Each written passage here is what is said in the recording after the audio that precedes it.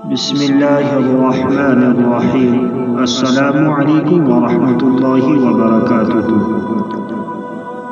موسم سرما میں وضو کی فضیلت اور ثواب حدیث کی روشنی میں۔ حضرت ابو ہریرہ رضی اللہ تعالی عنہ سے روایت ہے کہ رسول اللہ صلی اللہ علیہ وسلم نے فرمایا، کیا میں تمہیں وہ عمل نہ بتلاؤں جس کی وجہ سے اللہ تعالی گناہوں کو معاف فرما دیتے ہیں اور درجات بلند فرماتے ہیں؟ صحابہ کرام نے عرض کیا، یا رسول اللہ صلی اللہ علیہ وسلم ضرور بتائیے۔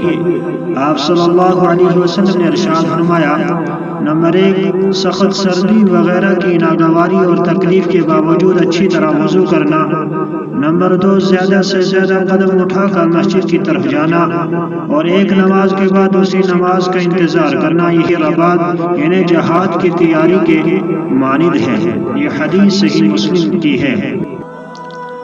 اور دوسری حدیث شریف کے اندر فرمایا، جناب نبی اکرم صلی اللہ علیہ وسلم نے حضرت ابو ہریرہ رضی اللہ تعالیٰ عنہ سے روایت ہے کہ رسول اللہ صلی اللہ علیہ وسلم نے فرمایا، کیا میں تمہیں وہ عمل نہ بتلاؤں جس کی وجہ سے اللہ تعالیٰ گناہوں کو معاف فرماتے ہیں اور درجات بلند فرماتے ہیں؟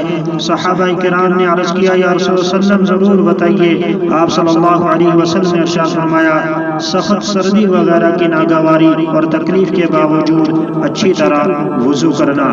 اور ایک حدیث شریف کے اندر فرمایا، جناب نبی اکرم صلی اللہ علیہ وسلم نے باوضو ہو کر نماز کے لیے مسجد میں جانے کی فضیلت کے بارے میں فرمایا کہ جو شخص اپنے گھر سے وضو کر کے فرض نماز کے لیے نکلے تو اس کا ثواب احرام باندھنے والے حاجی کے ثواب کی طرح ہے۔